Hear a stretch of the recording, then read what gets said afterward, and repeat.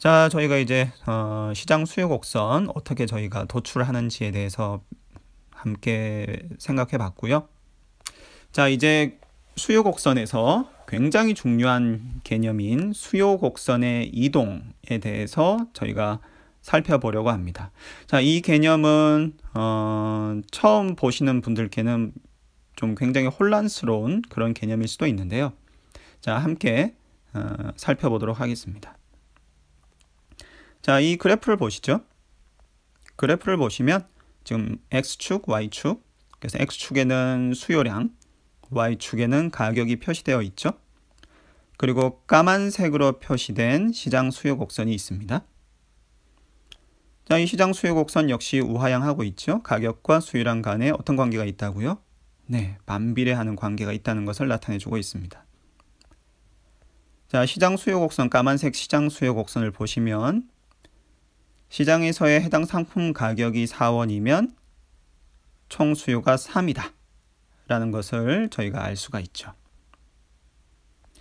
자, 여러분 이 까만색 수요 곡선을 보세요.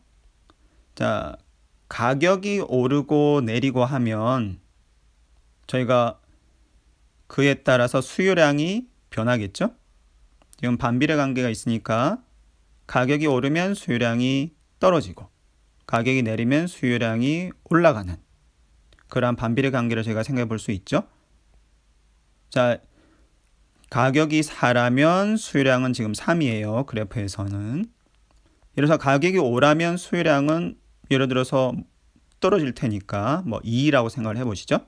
그래서 지금 까만색 수요 곡선에서 보시면 저희가 가격이 4일 때 수요량이 3이다. 즉 이 까만색 수요 곡선 위에 어떤 점 하나를 생각해 보실 수 있죠? 이 그래프에서 3,4 그 점 하나 생각을 해 보시면 가격이 5로 증가했더니 예를 들어서 수요가 2로 떨어졌어요. 그러면 2,5라는 어떤 점을 생각해 볼 수가 있겠죠? 이 까만색 수요 곡선 상에 있는 어떤 점을 생각 한번 해 보세요.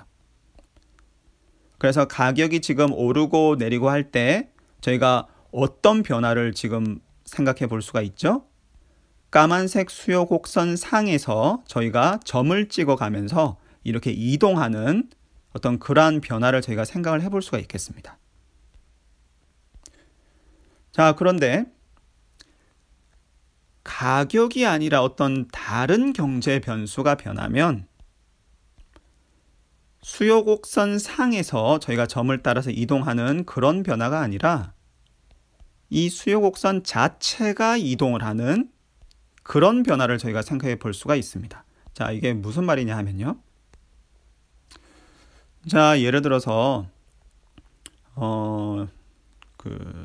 어떤 예를 들어 볼까요? 자, 예를 들어서 이 까만색 수요 곡선이 이제 저의 아이스크림 수요 곡선이에요. 자, 제가 아이스크림을 되게 좋아하는데 그러나 제가 학교 다닐 때 이제 학생일 때는 이제 소득이 별로 없잖아요. 용돈 받아 쓰고 뭐 아르바이트 해서 쓰고 해야 되니까. 근데 이제 소득은 적은데 그거를 뭐 책도 사야 되고 뭐도 해야 되고 쓸 데가 많으니까 제가 아이스크림에만 소득을 쓸 수는 없잖아요. 그래서 예전에 소득이 적을 때는 제가 아이스크림을 뭐 많이 먹고 싶지만 많이는 못 먹었어요. 그래서 예를 들어서 아이스크림 가격이 4일 때는 저는 아이스크림 3개만 먹었었어요. 자, 그런데 이제 제가 직업을 찾고 뭐 교수가 되고 이제 월급을 받기 시작했습니다. 소득이 늘었죠? 자, 그러면 제가 이제 소득이 늘었으니까 뭐 아이스크림 정도는 제가 좀 더 많이 먹어도 되잖아요.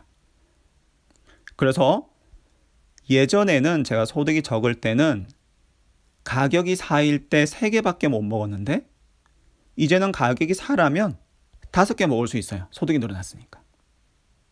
즉 까만색 수요 곡선이 저의 아이스크림 수요 패턴을 더 이상 설명해 주지를 못하는 거예요.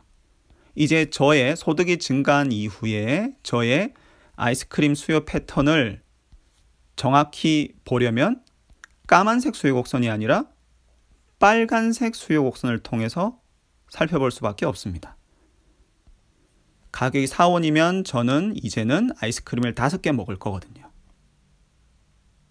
자, 이런 식으로 지금 저의 원래 소득이 적을 때 원래 수요 곡선은 까만색으로 표시된 이 수요 곡선이었죠. 그런데 제가 소득이 늘어났습니다.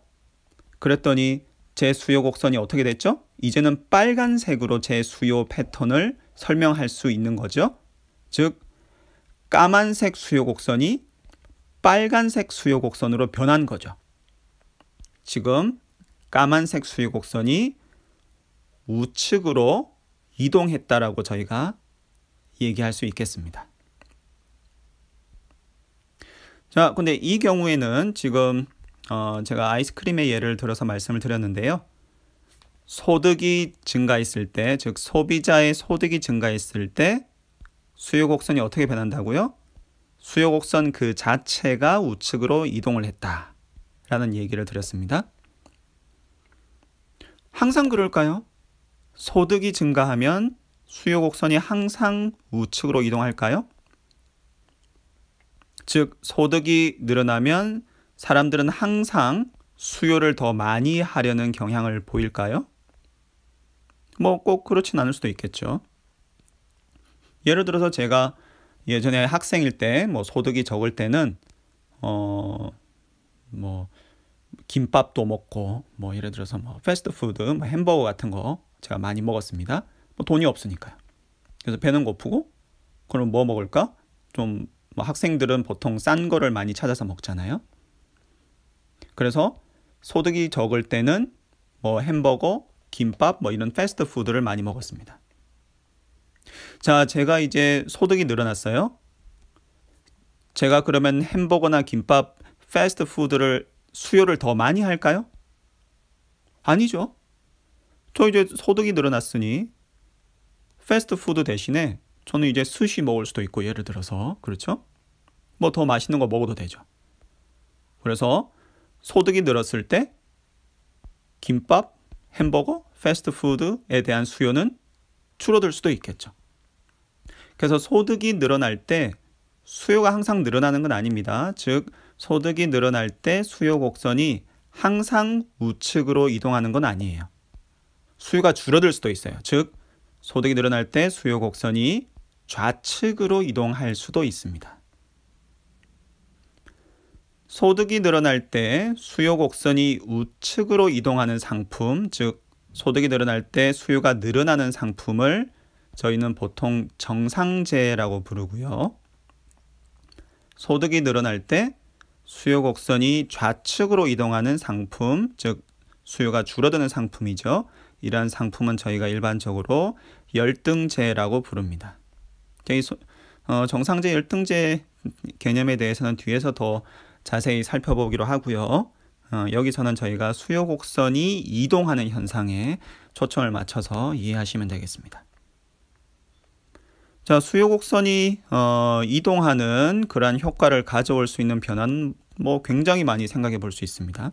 또 예를 들어서 대체재의 가격이 변화하면 수요 곡선 자체가 이동할 수 있습니다. 자, 예를 들어서 지금 이 그래프에 나와 있는 까만색 수요 곡선이 예를 들어서 저의 녹차 수요 곡선이라고 생각을 해보세요. 저는 녹차도 마시고 커피도 마십니다. 자, 그래서 저의 커피 수요 곡선도 있고 녹차 수요 곡선도 있겠죠. 자, 만약에 커피 가격이 올랐다고 생각을 해보세요. 그러면 저의 녹차 수요가 어떻게 변할까요? 자, 여러분 간단히 생각을 해보시면 자, 커피도 마실 수 있고 녹차도 마실 수 있어요. 그런데 커피 가격이 올랐어요. 그럼 저는 어떻게 할까요? 커피는 덜 먹고 녹차를 더 많이 마시겠죠. 즉 커피 가격이 오르면 녹차 수요가 늘어날 수 있겠죠. 지금 이러한 현상이 나타나는 이유는 커피와 녹차가 서로 대체하는 관계에 있어서 그렇습니다. 이러한 재화를 저희가 일반적으로 대체재라고 부릅니다. 그래서 커피와 녹차 간에 대체 관계가 있다면, 즉 제가 커피 대신에 이제 녹차를 마시는 거죠. 커피와 녹차 간에 대체 관계가 있다라고 한다면 커피 가격이 오르면 저의 녹차 수요가 증가하겠죠. 즉 예전에는 제가 녹차 가격이 4일 때 녹차를 3잔 마셨어요. 그런데 이제 커피 가격이 올랐단 말이죠. 그러면은 녹차 가격이 여전히 4라고 하더라도 저는 이제 녹차를 더 많이 마실 거예요. 이제 5잔 마실 거예요. 즉 까만색 수요 곡선은 커피 가격이 오르기 전에 저의 녹차 수요를 나타내 주는 곡선이었다고 하면, 이제 커피 가격이 오르고 난 이후에는 저의 녹차 수요는 이제는 빨간색 수요 곡선으로 표시가 된다는 뜻입니다. 그래서 수요 곡선이 어떻게 된 거죠? 우측으로 이동하는 효과가 나타난 것입니다. 자, 그래서 이 소득이 증가하거나 대체재 가격이 변하거나 또 소비자의 기호가 변하거나 소비자의 숫자가 변하거나 하는 이러한 수많은 경제 변수의 변화들을 생각을 해보시면요, 그에 따라서 수요 곡선 자체가 우측으로 이동할 수도 있고 좌측으로 이동할 수도 있는 이러한 변화 효과가 나타나게 되겠습니다. 그래서 이렇게 수요 곡선 자체가 이동하는 효과를 가져올 수 있는 그런 다양한 경제 변수의 변화에 대해서 한번 생각들을 해보시면 좋을 것 같고요.